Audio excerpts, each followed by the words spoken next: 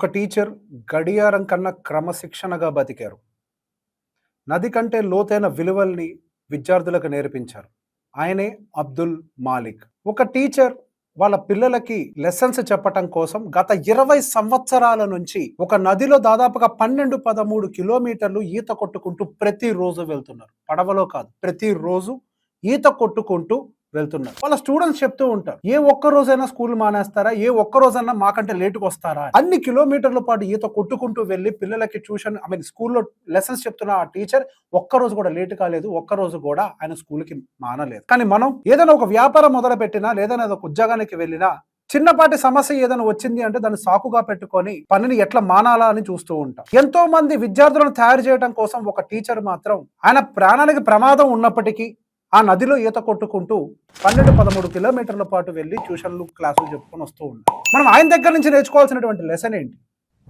ప్రతి ఒక్క సమస్యకి ఒక పరిష్కారం ఉంటుంది. ఆయన నడుచుకుంటూ అంత దూరం వెళ్ళాలన్నా కష్టం. ఆయన చేసిందే ఒక ఉపాయం. ఆయన నడుముకి ఒక ట్యూబును చుట్టుకొని ఆ ట్యూబు సాయంతో ఆయన ఎనర్జీ డ్రైన్ కాకుండా ఆయన ఎనర్జీని బ్యాలెన్స్డ్గా పెట్టుకుంటూ అన్ని కిలోమీటర్లు 12, 13 కిలోమీటర్లు ఈత కొట్టుకుంటూ అక్కడ దాకా వెళ్ళి మళ్ళీ అక్కడ లెసన్స్ చెప్పి ఆయన తిరిగి వస్తూ ఉంటారు. ఆయన అక్కడికి వెళ్ళటం కోసం ఏ విధానం ఉందో ఆ విధానాన్ని వెతుక్కున్నారు, కానీ పనిని తప్పించుకునే ప్రయత్నం చేయలేదు. కానీ మనం ఏం చేస్తాం దానికి ఆపోజిట్లో అంటే ఏదైనా ఒక సమస్య అడ్డంకిగా వచ్చింది అని అంటే ఆ సాకును చూపించి ఆ పనిని ఎట్లా ఎగ్గొట్టాలా అని చూస్తాం. ఆయన ఎనర్జీని ఎట్లా సేవ్ చేసుకోవాలో దానికి కూడా ఒక ప్లాన్ని ప్రిపేర్ చేసుకున్నారు.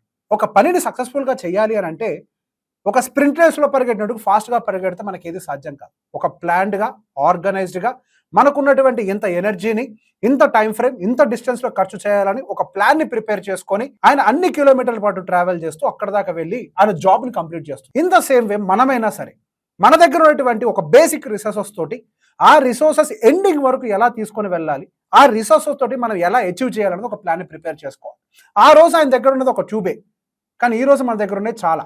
చిన్నప్పటి నుంచి మా నాన్న ఒక మాట చెప్పేవాడు, నేను బిజినెస్ స్టార్ట్ చేయాలి, దానికి కావాల్సింది చాలా క్యాపిటల్ ఇవ్వాలి, నాకు చాలా పెట్టుబడి కావాలి అని చెప్పి మా నాన్నగారిని అడిగితే ఒక మాట చెప్పారు, నీ దగ్గర ఉంది నాగలే, ముందు నాగలతో దున్నటం మొదలుపెట్టు. అట్లా దున్నటం మొదలుపెట్టిన తర్వాత నీ దగ్గర కొంత క్యాపిటల్, కొంత డబ్బు వస్తుంది. ఆ డబ్బుతోటి కావాలంటే 2 ఎడ్లను కొనుక్కో, మరి కొంత డబ్బు వస్తుంది, దాంతో ఒక ట్రాక్టర్ని కొనుక్కో, ఆ తర్వాత దాంతో మార్కెట్కి తీసుకెళ్ళడానికి ఇంకో ఆటోను కొనుక్కో. ఇది విధానం. నీ దగ్గర నాగలి ఉంటే నాగలితోటే నువ్వు దున్నటం మొదలు పెట్టాలి. అంటే మన దగ్గర ఏదైతే ఉందో దానితోటి మనం పనిచేయడం మొదలు పెట్టాలి, కానీ సాకులు చెప్పుకుంటూ మిగిలిపోకూడదు. సాకులు చెప్పుకుంటూ మిగిలిపోయి ఉండుంటే ఈ రోజు ఆ టీచర్ మనకి ఇట్లా లైమ్ లైట్ లోకి వచ్చుండేవాళ్ళు. నిజంగా సాకులు చెప్పుకుంటూ ఉండిపోయి ఉండుంటే ఈ రోజు మన ముందు ఏ ఒక్క బిజినెస్ ఎంటర్ప్రెన్యూర్ కూడా మన ముందు ఉండేవాళ్ళు కాదు. ఏదో ఒక రీజన్ చెప్పుకుంటూ మన కెరియర్ వెనకాల పడిపోతూనే ఉంటాం. ఏదో ఒకటి చేసి జీవితాన్ని సాధించండి అంటే నా దగ్గర అది లేదు ఇది లేదు అనుకుంటూ మన సాకులు చెప్తూ ఉంటాం. ఒక వ్యాపారం మొదలుపెట్టిన తర్వాత సహజంగా మన చుట్టుపక్కలే దాదాపుగా 100 వ్యాపారాల్లో 99 వ్యాపారాలు మూసుకుంటూ వెళ్ళిపోతున్నాం. దానికి గల కారణం ఏంటి? మన దగ్గర ఉన్నటువంటి ఆ బేసిక్ రిసోర్స్ని ఐడెంటిఫై చేయకపోవటం, మన దగ్గర ఉన్నటువంటి ఎనర్జీని ఛానలైజ్ చేయలేకపోవటం, మన దగ్గర ఉన్నటువంటి ఆ రిసోర్సెస్ని ఎండు వరకు ఎలా వాడాలో మనం ప్లాన్ చేసుకోలేకపోవటం. ఈ రోజు మనమంటూ ఒక వ్యాపారం మొదలు పెట్టాలి అని అంటే ఎన్నో అవకాశాలు మన దగ్గర ఉన్నాయి. ఇప్పుడు నేను చెప్పినటువంటి ఒక కథని ఒక స్టోరీ టెల్లింగ్గా క్రియేట్ చేసుకొని ఇటువంటి ఎంతో మంది విలేజెస్ దగ్గర నుంచి ఒక అద్భుతమైన స్టోరీస్ని క్రియేట్ చేస్తూ ఒక యూట్యూబర్గా బిజినెస్ స్టార్ట్ చేసే అవకాశాలు ఉన్నాయి. ఒక సింపుల్ ఐడియా ఎంతో మంది జీవితాలను మారుస్తుంది. ఇటువంటి వాళ్ళ కోసం సహాయపడటం కోసం ఒక క్రౌడ్ ఫండింగ్ ప్లాట్ఫామ్ని బిల్డ్ చేయడానికి మీకు ఒక స్కోప్ ఉంది. ఇట్లా మార్కెట్లో ఈ రోజు ఉన్నటువంటి టెక్నాలజీ తోటి ఇప్పుడు నేను చెప్పిన ఒక కథలోనే 2 వ్యాపారాలు చెప్పాను మీకు. ఒకటి అటువంటి స్టోరీస్ని షూట్ చేసి దాంతో మీరు ఒక యూట్యూబర్గా ఎదగటం, 2 అటువంటి వాళ్ళకి సహాయపడే విధంగా ఒక క్రౌడ్ పూలింగ్ ప్లాట్ఫామ్ని బిల్డ్ చేసుకొని దాన్నే ఒక వ్యాపారంగా ఎస్టాబ్లిష్ చేయడం. మనం చూసే చూపులోనే చిన్న చిన్న గ్యాప్స్ ఉంటాయి. ఆ గ్యాప్ని మనం ఫిల్ చేసే ప్రయత్నం చేయాలి. ఈ రోజు ఇక్కడి నుంచి రేపు ఇంకొక దగ్గరికి వెళ్ళే లోపల మనకి ఎన్నో బిజినెస్ ఆపర్చునిటీస్ కనపడుతూ ఉంటాయి. It is all about how we are looking it. మనం ఎప్పుడైతే ఆ గ్యాప్ని అది గ్యాప్ లాగా ఉంది అని అనుకుంటామో అది మనలోన లోపం అవుతుంది. ఎప్పుడైతే ఆ గ్యాప్ని వ్యాపారంగా చూస్తామో అదొక కొత్త ఆపర్చునిటీగా మారుతుంది. ఇప్పటి నుంచి మన దగ్గర ఉన్నది నాగలైనా ఒక టైర్ ట్యూబ్ అయినప్పటికీ దానితోటి మన పనిని ఎలా మొదలు పెట్టాలో మనం ప్లాన్ చేసుకోవాలి. ప్రతి ఒక్క దానికి కావాల్సింది మొదటగా ఒక ప్లాన్ మాత్రం. ప్రతి ఒక్కరు ప్లానింగ్లో చాలా సక్సెస్ఫుల్ అవుతూ ఉండొచ్చు, కానీ ఎగ్జిక్యూషన్లో మాత్రం ఫెయిల్ అవుతూ ఉంటారు. ఎగ్జిక్యూషన్ ప్లాన్ని కూడా పర్ఫెక్ట్గా ప్రిపేర్ చేసుకోవాలి. బిజినెస్ ప్లాన్ ఒక్కటి ఉంటే సరిపోదు. ఏ బిజినెస్ సక్సెస్ అవ్వాలన్నా కానీ దానికి ఒక ఎగ్జిక్యూషన్ ప్లాన్ ఉండాలి. సింపుల్ ఎగ్జాంపుల్, ఇందాక ఆయన జస్ట్ వెళ్ళాలి అని అనుకొని ఉంటే సరిపోయి ఉండేది కాదు. ఇన్ని సంవత్సరాల నుంచి వెళ్తూనే ఉన్నాడు అని అంటే దాన్ని ఎగ్జిక్యూషన్ ప్లాన్ అని అంటారు. సో ఇన్ని సంవత్సరాల పాటు వెళ్ళటానికి ఆయనకి ఏ ఎగ్జిక్యూషన్ ప్లాన్ అయితే సహకరించిందో అటువంటి ఒక ఎగ్జిక్యూషన్ ప్లాన్. ఫర్ ఎగ్జాంపుల్ మీ ప్లాన్లో 10 చాప్టర్స్ని ప్లాన్ చేసుకున్నారు. ప్రతి ఒక్క ప్లాన్ని మళ్ళీ బ్రేకప్ చేసుకోవాలి. ఆ ప్లాన్ బ్రేకప్ చేసి ఏ పని ఏ సమయంలో చేయాలి, ఎవరితో చేయించాలి అంటానికి కూడా ఎగ్జిక్యూషన్ ప్లాన్ ఉండాలి. ప్రతి ఒక్క పని ఏ విధానంలో జరగాలి అంటానికి ఒక వర్క్ ఫ్లో ప్లాన్ ఉండాలి.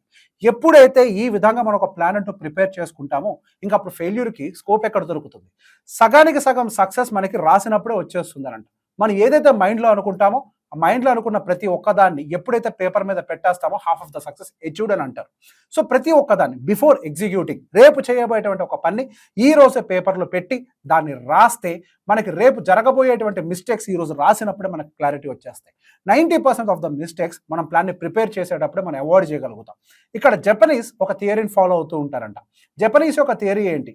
ఒక డెసిషన్ తీసుకునే ముందు చాలా టైంని తీసుకోవాలి, కానీ డెసిషన్ తీసుకున్నాక ఫాస్ట్గా ఎగ్జిక్యూట్ చేయాలి. వాళ్ళు ఒక డెసిషన్ తీసుకునేటప్పుడే దానికి సంబంధించిన ప్లాన్ని ప్రిపేర్ చేసుకుంటారు.